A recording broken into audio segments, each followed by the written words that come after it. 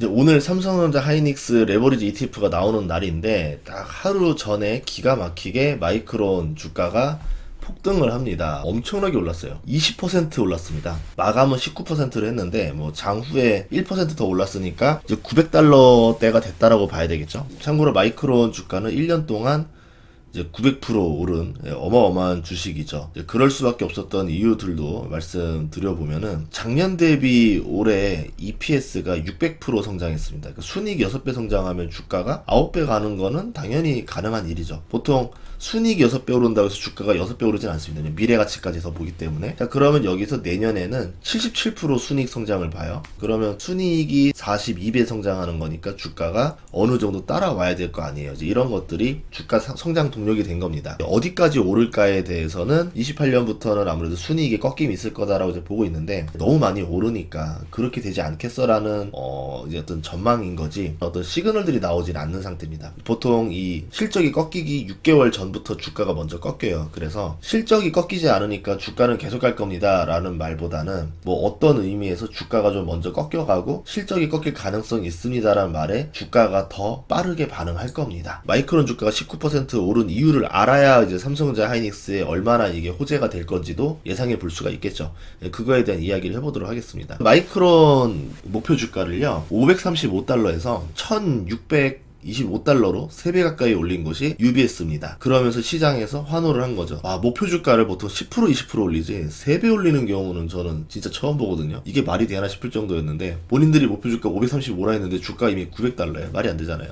또 올리는 거죠. 근거를 뭐로 됐느냐? 고정 가격제로 장기 계약을 맺어서 성장 전망이 발달하는 겁니다. 순이익이 내후년에는 100달러가 넘어갑니다. 내년부터 100달러대가 되면은 PR 9배 정도 뭐 곱하면은 900달러가 나오니까 이미 순이익이 어떻게 100달러인데 이게 나오지? 참고로 순이익이요 예전에 작년에 8달러였습니다. 13배 올랐어요. 자, 그런 상태에서 지금 어떻게 1600달러까지 올라간다 보는 거냐? 순이익의 성장을 말한 게 아니라 멀티플의 증가를 말한 겁니다. 지금 마이크론 PER을 보시면은 순이익 100달러 2년 뒤에 계산 대비했을 때 PER 9배가 나오거든요. 그러면 메모리 반도체는 왜 실적이 이렇게 성장하는 걸 눈으로 보여줘도 PER이 9배밖에 되지 않느냐? 사이클이라는 함정이 있었습니다. 40개월 주기로 메모리 반도체 주가들 보면은 올랐다가 떨어졌다가 고점이 40개월마다 발생했었거든요. 예전에 코로나 호황 때문에 한번 올랐었고 그 직전이 2017년 데이터 센터 호황 때 올랐었고 그 전에가 이제 치킨 게임 끝나고 나서 가격이 올라가면서 2013년 뭐 이제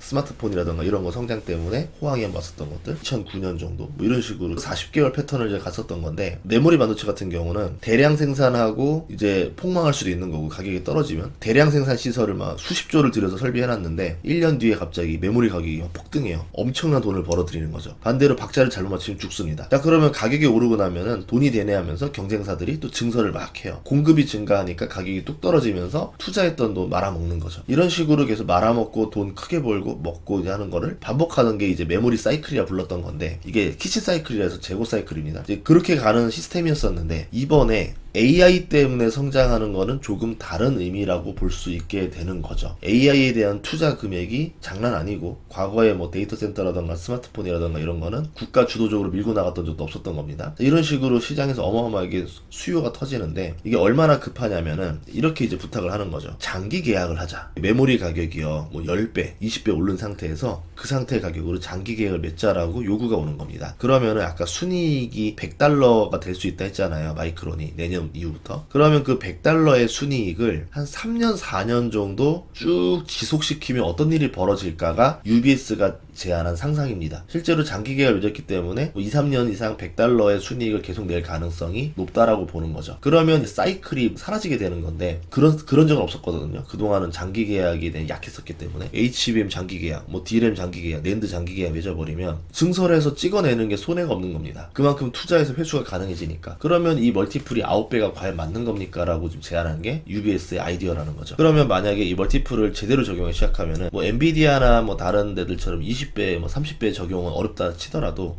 15배까지는 가능하지 않겠느냐가 시장의 생각입니다. 미국 전문가들의 생각이에요. PER을 9배에서 15배까지 올려주면은 주가는 60%가 오르게 돼 있어요. 그러니까 마이크론도 1600달러라는 게 나온 거죠. 순이익 100달러에 곱하기 16배 1600달러. 이 계산입니다. 그러면 이 계산대로 삼성전자나 이제 하이닉스를 바라보기 어떻게 될까요? 삼성전자 하이닉스가 주가가 8배니까 주가를 2배 더 업을 보는 거죠.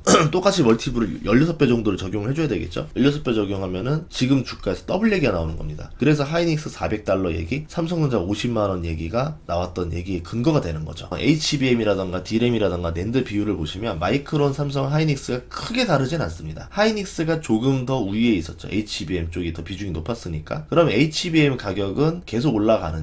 HBM 3E는 좀 하락 압박을 받고 있고 4는 프리미엄이 잘 나오고 있어요. 4로 잘 갈아타면은 상관이 없고 3E 비중이 좀 높으면은 2분기부터는 조금 가격 하락 압박이 좀 거세게 들어올 거다. 뭐 이제 이런 얘기들이 있거든요. 이제 2분기가 끝났기 때문에 마이크론 실적을 좀 봐야 될 것 같습니다. 마이크론 실적 발표가 6월 25일이에요. 그러면 이 실적 발표가 나오고 난 다음에 좀 얘기가 나오겠죠. HBM 가격이 어느 정도였었고 D램 가격이 얼마였었고 이런 얘기들이 나오면서 삼성전자 하이닉스 적용할 가능성이 있다. 한 달 뒤기 때문에 데이터들로 봤을 때는 삼성전자 하이닉스 마이크론에 대한 악재가 지금 보이진 않습니다. 이 자체로만 보자면 6월 25일에 HBM 가격이 얼마나 지금 잘 버텨주느냐 이게 관건이 될 것 같고 HBM 쪽으로 다 생산을 다 돌리기 시작하면서 D램이라던가 낸드 쪽은 오히려 향후에 생산이 떨어진다고 보고 있거든요. 그래서 D램이나 낸드 쪽의 가격을 받쳐주게 되는 거고 HBM 쪽이 얼마나 이제 그 3E까지 계속 받쳐주느냐에 따라서 실적이 좀 좌우될 것 같다. 라고 볼 수 있을 것 같습니다. 실제로 이제 메모리 가격 오르는 것들이었는데 DDR5 가격 오르는 거 보면은 어마어마한 속도로 오르고 있는 거죠. 이 속도로 오르다 보니까 오히려 피해를 받는 쪽들이 중국의 스마트폰 회사들이 피해를 본다더라고요. 생산 물량을 줄이기로 했대요. 저 가격의 메모리 뭐 낸드라든가 이걸 사가지고서는 도저히 감당이 안 되니까 못하겠다. 생산을 줄이자라는 쪽으로 가고 있다라는 거죠. 가전제품 가격 인상이 줄줄이 예고됐다. 라고도 볼 수 있을 겁니다. 오늘 그 레버리지 ETF 상장하는데 4조 3천억 정도의 상장 규모로 예상하고 있고 18종을 보고 있습니다. 삼성전자 하이닉스를 기초자산으로 하는 단일 종목 레버리지 상품이 ETF에 16개, ETN이 2개 이렇게 나온다라는 거고 14만 명이 지금 이거를 투자하기 위해서 교육을 받았다. 교육받는데 2시간 걸리고 예탁금이 1,000만 원이 필요하다. 라는 것까지 있습니다. 교육을 좀 받으면 위험성에 대해 교육을 시킨다는 건 그만큼 어느 정도 위험성이 있다라는 거예요. 그걸 이해하고 투자를 하시면 좋겠다라는 게 기본 생각이고 삼성전자 하이닉스 마이크론이 아무리 좋다 하더라도 개인적인 생각은 그냥 주식으로 들고 있는 게 좋다. 어제 영상에 올렸지만 레버리지로 들고 있을 때는 상승할 때는 2배 속도가 아닙니다. 막 양의 복리가 터지기 때문에 현물 가격의 2배가 아니라 뭐 한 2.5배 뭐 이런 식으로 복리를 불어나거든요. 떨어질 때는 횡보할 때는 또 피해를 봅니다. 길게 보는 관점으로 투자를 하시려면은 레버리지보다 현물 주식을 더 추천하는 편이다 라고 볼 수 있을 거고 레버리지 하신다고 하는 분들 입장에서는 포트폴리오 비중을 좀 적게 해서 해라. 교육받아서 거기서 나오는 위험성 얘기들 꼭 알고서 하시는 게 낫습니다. 2분기부터 HBM에 대한 가격에 대한 뉴스들도 잘 체킹을 해야 될 것 같고 참고로 그 진짜로 오른 뉴스 하나가 있었어요. UBS가 목표 가격 올렸다가 이제 가장 많이 오른 이유 중에 하나로 이제 알려져 있는데 실제 뭐가 있었냐면은 골드만삭스 쪽에서 나왔던 소식이었었는데 헤지펀드랑 뮤추얼 펀드들이 소프트웨어주를 팔고 반도체주로 지금 갈아타고 있다라는 소식입니다. AI 주도주 랠리에서 소프트웨어 쪽을 팔고 비중을 줄이고 이제 반도체주로 넘어가고 있기 때문에 뭐 이런 소식이 나왔을 때 한동안은 반도체주 좀 소부장까지 강세로 갈 가능성이 있고 소프트웨어주는 조금 여기서 주춤하는 모습이 나올 수도 있다라는 거죠. 그러니까 이 기업이 돈을 잘 벌고 좋은 기업이냐 아니냐를 떠나서 지금 당장의 시장의 흐름은 이렇게 이어진다라는 걸 여러분이 보면서 투자를 하시면 좋을 것 같습니다. 그러면 두 가지 전략이 있죠. 나는 모멘텀 투자자다. 그러면은 그냥 흐름대로 가는 것들을 투자할 거고 아니야 나는 저평가를 좋아해. 그러면은 기업 실적 대비 이제